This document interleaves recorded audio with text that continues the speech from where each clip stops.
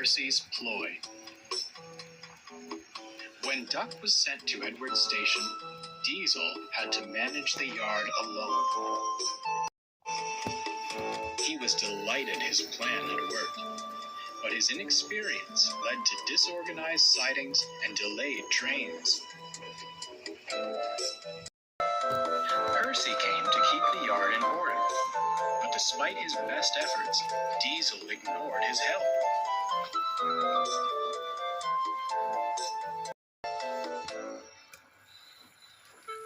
"He's awful," Percy complained. "He spends more time lurking amongst the trucks than shunting. I don't know what you three see in him. Duck is much better." "Ha!" snorted James. "We've no patience for gossipy shunters. And that goes for you, too, little Percy." Percy said no more, but decided it best to keep a watchful eye. The first train of the day is Henry's stopping service, followed shortly by Gordon's Express. One morning, Diesel put the coaches for these trains at the wrong platforms. When Henry arrived, he backed down onto the Express. By the time the station master worked out what happened and the signalman cleared a path to the correct coaches, Henry was delayed and none too pleased. 10 minutes behind schedule, he fumed. All due to your inadequacy. Revolutionary indeed. If my trains are late again, I'll give you revolutionary. Diesel had no reply. He sulked angrily, thinking how to pay Henry out. By the next morning, Diesel had a scheme. He purposefully put the coaches at the wrong platforms again. Percy, shunting nearby, was about to speak up when Henry arrived. "What's this?" demanded Henry. "Don't tell me you've made the same mistake again." "Why, certainly not. Your words taught me a valuable lesson," Diesel replied greasily. "This is a change requested by the Fat Controller himself. The way I heard it, you pull the Express much better.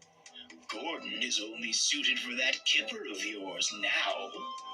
It's your turn today, and perhaps forever."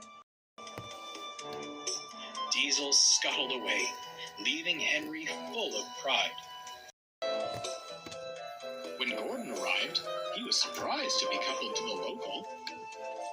Percy tried to tell them what he'd seen, but Gordon and Henry argued so bitterly that no one paid attention. In the end, Gordon left with a very late local and a nasty disposition. "Henry," he complained to Percy, "saying he pulls the Express better than me.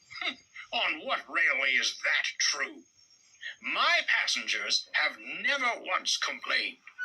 And to suggest I'll be pulling the flying kipper, oh, it's disgraceful. Where did he get such an idea?" "From Diesel," retorted Percy. "I tried to tell you earlier." "You silly big engines," scolded Percy. "Diesel made you act horrid to Duck, and now you're being horrid to each other. Sit around and moan if you'd like, but I've had enough." Percy stormed away, leaving Gordon with much to think about. Soon, Percy had devised a scheme of his own, and was chatting with the trucks. "You know," he began, "I've heard something rather interesting." Tell us, begged the trucks. "Diesel thinks you're easy to push around. He says he's got you following his every command." The trucks were furious. "Someone should show him a thing or two," smiled Percy, and he scampered off. The trucks began plotting at once. Someone was going to be them. The next day, Diesel shunted the coaches for the first two trains and was readying James's slow goods. The trucks began giving him trouble. Come on, you wretched things, he growled. Move! As you wish, They laughed. As they crossed the junction points, it happened. The truck surged back and pushed Diesel off the rails.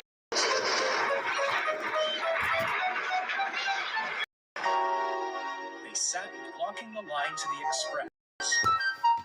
At that moment, Henry arrived. What on earth are you doing?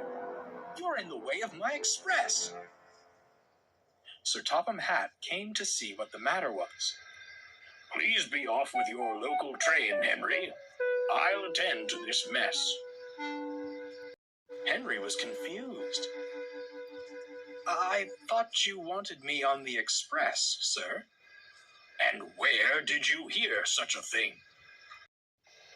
By the time Henry finished, Diesel was looking rather pale. That will be all, Henry. Hurry along to your train. As for you, Sir Topham Hatt said, turning to Diesel, I shall deal with you later. Before long, Percy and the Cranes had Diesel back on the rails. He spent the rest of the day in the sheds. When the big engines returned, they hissed and glared at him. Silence fell when Sir Topham Hatt arrived. My engines do not tell lies, he began sternly. I will not stand for deceitful behavior like this. Furthermore, you have shown you are incapable of handling the work in the yard. I am most disappointed. You will leave this railway at once. Without another word, Diesel squirmed away.